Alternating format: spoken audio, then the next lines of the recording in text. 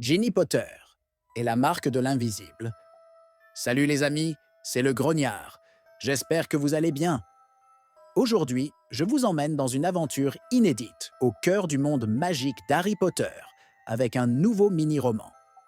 Ginny Potter et la marque de l'invisible. 3 ans après la chute de Voldemort, le monde des sorciers tente de panser ses plaies. Mais pour Ginny, Neville et Luna, une nouvelle menace s'éveille dans l'ombre. Tandis que des secrets enfouis refont surface, nos héros vont être entraînés dans une mission périlleuse, loin des regards et des protections d'Harry. Préparez-vous pour un récit palpitant, entre mystère, amitié et sortilège. Un roman qui va vous envoûter. Alors, vous êtes prêts? Plongez avec nous? Prologue. Le rendez-vous de l'ombre. La brume s'accrochait aux pavés usés de l'allée des embrumes, serpentant le long des murs humides comme les doigts spectrales d'une créature de l'ombre. Dans cette rue sordide, les boutiques aux vitrines poussiéreuses ne laissaient rien deviner de leurs marchandises mystérieuses ou dangereuses pour quiconque s'y aventurait. Ce quartier malfamé du monde des sorciers était désert ce soir-là, sauf pour une silhouette mince et déterminée qui avançait à pas feutrés vers un vieil immeuble abandonné, encastré entre deux échoppes fermées. Ginny Potter resserra sa cape autour d'elle, jetant des regards furtifs de chaque côté. Ses longs cheveux roux dissimulés sous un capuchon sombre, elle se fondait presque dans les ténèbres. Pourtant, une lueur brûlait dans son regard, celle de l'adrénaline et du secret. Depuis la chute de Voldemort, Ginny avait espéré des jours de paix, de simplicité. Mais la paix qui régnait semblait trop fragile, comme un sortilège prêt à se briser au moindre souffle. Arrivée devant la porte décrépite, elle frappa 3 fois. Un instant, rien ne bougea. Puis la porte s'ouvrit dans un grincement lugubre, dévoilant une figure familière à la frange démesurée. Neville l'onduba. « Entre vite !» murmura-t-il en lui faisant signe. Ginny glissa à l'intérieur, et Neville referma derrière elle en s'assurant que personne ne les avait suivis. La pièce, faiblement éclairée par des chandelles, dégageait une odeur de poussière et de bois moisi. Dans un coin, une 3e personne les attendait déjà, assise en silence. Luna Lovegood, avec son expression sereine et son regard rêveur, observant une tache sur le mur, comme si elle recelait un grand secret. « Vous êtes là !» murmura Ginny en les rejoignant. « J'ai bien failli ne pas pouvoir m'échapper ce soir. » Harry commence à se douter de quelque chose. « On savait que ça ne serait pas facile, » répondit Neville avec un soupir, posant une main rassurante sur son épaule. « Mais nous devons continuer. L'Ordre des Phénix a besoin de nous, surtout maintenant que certains au ministère commencent à parler de disbander l'organisation. » Ginny inspira profondément. Elle avait toujours admiré l'Ordre des Phénix, ce groupe de sorciers qui avaient risqué leur vie dans la lutte contre les forces des ténèbres. Et maintenant, alors que le monde pensait que la paix était revenue, certains indices troublants avaient recommencé à ressurgir. D'anciens alliés de Voldemort, qui s'étaient enterrés ou avaient fui après sa défaite, se regroupèrent dans l'ombre. Et le ministère, dans sa quête de stabilité, semblait fermé à cette idée, préférant la rassurante illusion que tout allait pour le mieux.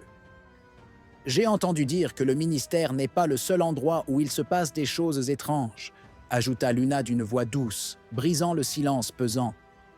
Les sombres feux follets d'Écosse, ceux qui apparaissent juste avant les grandes catastrophes. Il paraît qu'ils ont été vus dans la lande la semaine dernière. Ginny et Neville échangèrent un regard. Bien que Luna ait toujours eu des croyances inhabituelles, son intuition s'était révélée bien plus juste qu'il n'aurait pu le croire à plusieurs reprises. « Alors on continue », déclara Neville en se redressant, sa voix pleine de détermination. « Nous allons reformer l'Ordre des Phénix, même si cela doit rester un secret pour l'instant. Kingsley Shacklebolt est le seul du ministère à être de notre côté. Et avec lui, nous pourrons enquêter, observer et intervenir si nécessaire. » Ginny sentit son cœur battre plus fort. Elle savait qu'en cachant cette nouvelle vie à Harry, elle risquait de perdre sa confiance. Mais elle savait aussi qu'il ferait tout pour l'empêcher de prendre des risques. Elle serra les poings et regarda ses 2 amis, partageant avec eux un lien de complicité, forgé dans les flammes de la dernière guerre. « L'Ordre renaît !» murmura-t-elle, un sourire déterminé au coin des lèvres. Et dans cette vieille maison délabrée, au cœur de l'allée des embrumes, Ginny, Neville et Luna formaient une alliance secrète qui pourrait, peut-être, préserver le monde des sorciers d'un retour des ombres. 3 mois auparavant. Chapitre 1. Un nouvel orage gronde. La lumière douce du matin perçait à travers les rideaux de la petite maison de Godric's Hollow. Ginny Potter regardait les rues animées à travers la fenêtre de la cuisine, un sourire léger aux lèvres. La vie avait enfin pris un tournant serein. La guerre contre Voldemort était derrière eux, et depuis 2 ans déjà, elle vivait ici avec Harry, un foyer paisible où ils avaient imaginé pouvoir construire leur avenir, loin des dangers et des sorts mortels. « Ginny, tu es perdue dans tes pensées ?» demanda une voix enjouée derrière elle. Elle se retourna pour voir Harry, les cheveux encore plus ébouriffés que d'habitude, tenant 2 tasses fumantes de thé. Elle accepta la sienne en souriant, savourant l'instant de calme. Mais au fond d'elle, une étrange appréhension ne la quittait pas depuis plusieurs jours, une sensation qu'elle ne pouvait pas expliquer. C'était comme un léger frisson qui persistait, une ombre qui rôdait aux confins de sa conscience. « Tu as bien dormi ?» demanda-t-il en la scrutant avec tendresse, mais un soupçon d'inquiétude dans le regard. Ginny hocha la tête sans grande conviction. Elle ne pouvait se résoudre à lui parler de ses pressentiments. Harry avait enfin la paix qu'il méritait, et elle n'allait pas troubler cette tranquillité pour une simple intuition. Mais en ce matin d'automne, un souvenir d'une vieille conversation lui revint en tête. Cela s'était produit quelques jours auparavant, dans le chaudron baveur, alors qu'elle avait retrouvé Neville et Luna. Ils avaient discuté du bon vieux temps, de leur vie désormais ordinaire, mais Neville avait glissé quelque chose de troublant, presque inconsciemment. « Tu sais, Ginny, » murmura-t-il en inspectant son verre, « il paraît que des anciens mange-morts circulent encore, qu'ils se regroupent même. Des rumeurs, bien sûr, mais parfois, les rumeurs ont du vrai. » Ginny avait haussé les épaules, tentant de minimiser cette confidence. Pourtant, les mots de Neville s'étaient enracinés en elle, et ils ressurgissaient sans cesse depuis. Elle savait que les survivants des forces des ténèbres se cachaient pour éviter la justice du ministère. Mais de là à s'organiser? Si c'était vrai, alors tout le monde pourrait être en danger. Et qui mieux qu'eux 3, elle, Neville et Luna, pour percevoir ces signes avant les autres?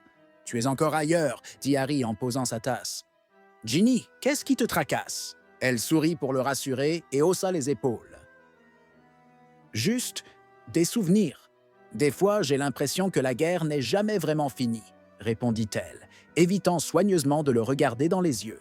Il acquiesça, comme s'il comprenait parfaitement, mais ne poussa pas davantage. Parfois, il n'avait même pas besoin de mots pour communiquer. Après tout, ils avaient traversé tant de choses ensemble. Depuis qu'elle avait quitté Poudlard, les souvenirs des premières années passées auprès d'Harry Potter revenaient souvent hanter l'esprit de Ginny. Ce garçon dont elle avait si longtemps rêvé, elle l'avait rencontré par hasard, presque par miracle, dans le Poudlard Express, lorsqu'elle n'était encore qu'une fillette impressionnée par l'image du survivant. Elle se souvenait encore du moment où il était arrivé au terrier, débraillé mais souriant timidement.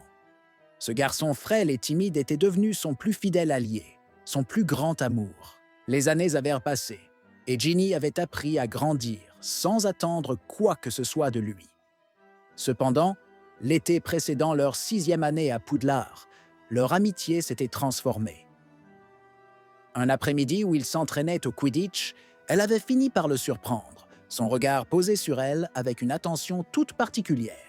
Leur premier baiser avait été aussi spontané qu'improbable, dans la salle commune des Gryffondor, sous les acclamations de ses camarades abasourdis, mais ravis. Elle se rappelait encore des sifflements de Seamus, des encouragements de Dean et du sourire de Ron, qui, bien qu'un peu réprobateur, trahissait une certaine fierté pour sa petite sœur. Leur amour avait su résister aux épreuves, aux absences et aux dangers de la guerre. Même lorsque Harry était parti en quête des Horcruxes avec Hermione et Ron, Ginny avait gardé cette flamme vive au fond d'elle, prête à l'attendre coûte que coûte. Il y eut des lettres secrètes, des regards échangés à la dérobée, lors des rares occasions où leurs chemins s'étaient croisés. Puis, après la bataille de Poudlard, lorsque le monde magique était en ruine, leur amour avait resplendi comme un réconfort précieux. Quelques mois plus tard, lors d'une paisible après-midi dans le jardin du terrier, Harry l'avait prise par la main, l'air à la fois nerveux et résolu. Avec toute la maladresse qui le caractérisait, il lui avait demandé si elle voulait partager sa vie.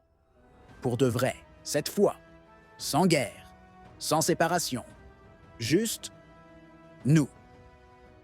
Ginny se souvenait avoir ri nerveusement avant de lui répondre « Oui », avec une tendresse infinie, les larmes aux yeux. Le jour du mariage avait été à la fois merveilleux et imprévisible, comme tout événement impliquant les Weasley. Fleur et Hermione s'étaient affairés pour organiser une cérémonie inoubliable, tandis que George, en bon farceur, avait distribué des confiseries de la boutique Weasley's Wizard Wheezes aux invités, provoquant quelques moments de panique lorsque certains se transformaient brièvement en animaux ou changeaient de couleur. Quant à Ron, il avait sans surprise créé un moment mémorable.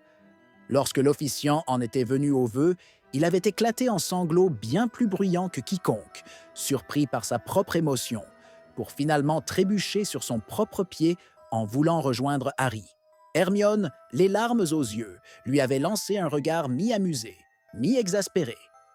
Harry lui-même ne parvenait pas à contenir son rire en voyant son meilleur ami tenter de se redresser avec dignité sous le regard attendri de Mrs. Weasley. Dans l'assistance, Neville, Luna et leurs autres amis d'école étaient là, arborant des sourires radieux et agitant des baguettes ornées de rubans aux couleurs vives, lançant des feux d'artifice miniatures à chaque instant symbolique de la cérémonie. Minerva McGonagall elle-même avait fait le déplacement, observant tout ce petit monde avec une lueur de fierté dans les yeux, comme si elle voyait en eux les enfants devenus adultes et désormais bâtisseurs d'un avenir plus radieux.